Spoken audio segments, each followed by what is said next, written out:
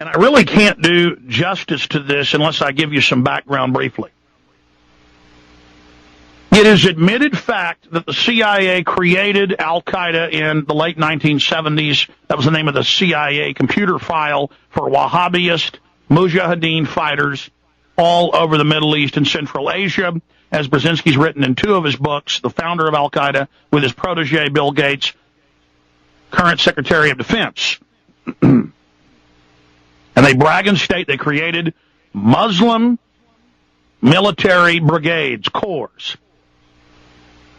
who was attacking the Christians in Sudan to block the Christians and to run them out of the country because the Christians are siding with the Chinese to move in to get oil.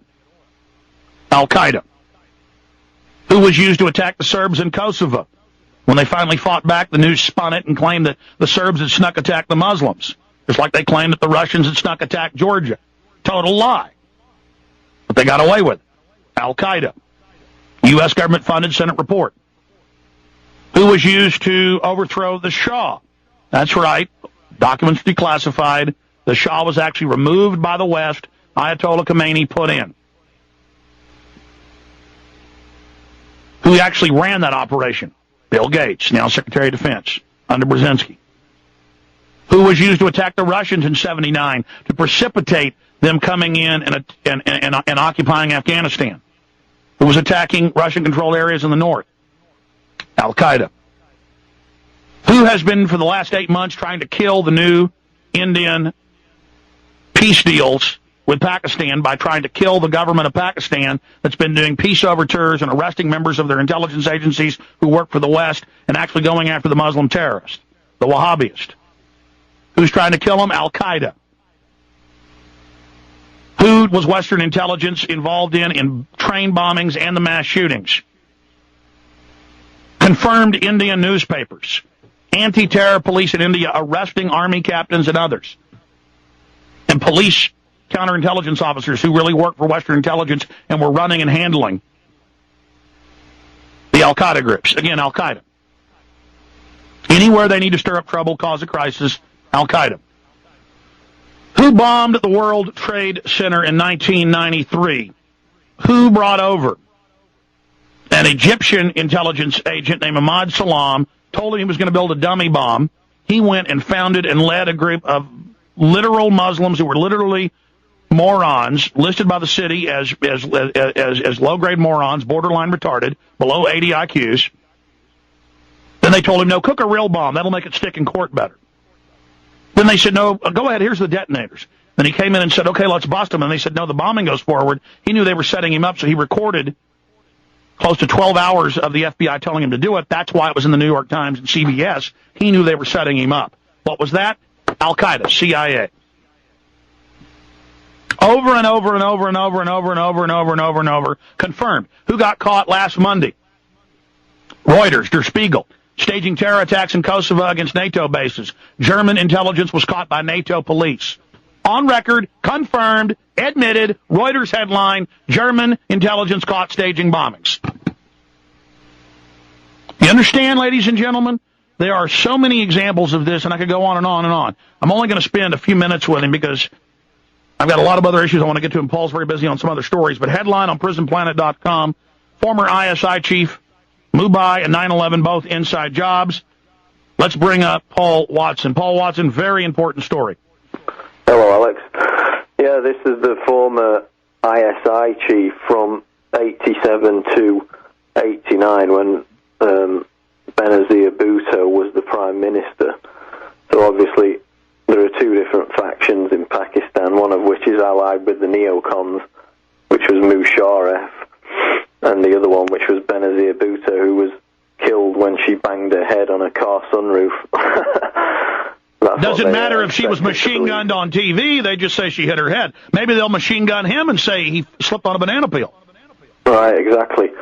So he went on CNN last night with Fareed Zakaria, the CFR Trilateral Commission stooge, and said that all the evidence points to Mumbai being an inside job, and he's been vindicated by the fact that it's been announced that accounting counter-insurgency police officer who was working for the Indian authorities, he bought the mobile phone cards for the Mumbai gunmen. So it's confirmed now that they had support from on the inside. So basically, he's talking to Zakaria, and the YouTube just came up about 20 minutes ago, so I gave it to the producer. And we're going to get it, and it's going to be up on the Prison Planet story soon, right? It's already up, yeah. Good. So basically, he asked him about Mumbai, and he said, yeah, it's an inside job because the militant Hindu group were caught bombing the train bombing that killed 68. And that was a Hindu army captain in anti-terror who the head of the Indian anti-terror forces had arrested, and then he's the first guy they shoot a few weeks ago when all this starts. Right, exactly. And he was into prosecuting the Indian authorities and the Pakistani authorities both for false flag terrorism. Now you've got Mukhtar Ahmed, this counterinsurgency police officer, who was helping the terrorists get their phone cards. So in the comments now, people saying, well, you know, at first you said it was tribal warfare, and now you're saying it's an inside job. Well, actually, the first thing we said was whoever's responsible, it'll be blamed on Pakistan. That's the first article I wrote about 2 hours after it started. Let's be clear. I'm going to hold you over, Paul. Let's be clear. We didn't come out and say inside job day one because we don't just make stuff up. We said we'll find out in the fullness of time. It could be tribal warfare. They're routinely killing each other over there, so the media may just be hyping this, but bottom line, it'll be blamed on Pakistan. 2 days later, exactly what you said was right.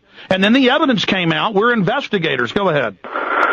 Well, Alex, I mean, it is tribal warfare, and it's being provocateur. Obviously, it's not a complete inside job like 9/11. There's different types of it, as you said, but you remember you phoned me up the day after it happened, and I said, yeah, it just looks like tribal warfare. It may have had help from the inside, and you said, yeah, it's probably tribal warfare, but it definitely looks provocateur. So that's the first thing you said to me about it. Look, we have open commenting on the sites, Paul. We're going to have COINTELPRO operatives in there. A lot of times they even link to their own MySpaces where they're in psych warfare in the military. They're proud of destroying America, and they've done a great job. So just ignore them. You know, we're completely cutting edge, and they hate it. We'll be right back. Stay there, Paul.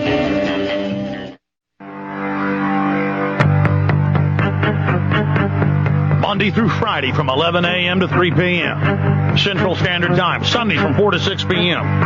We're live.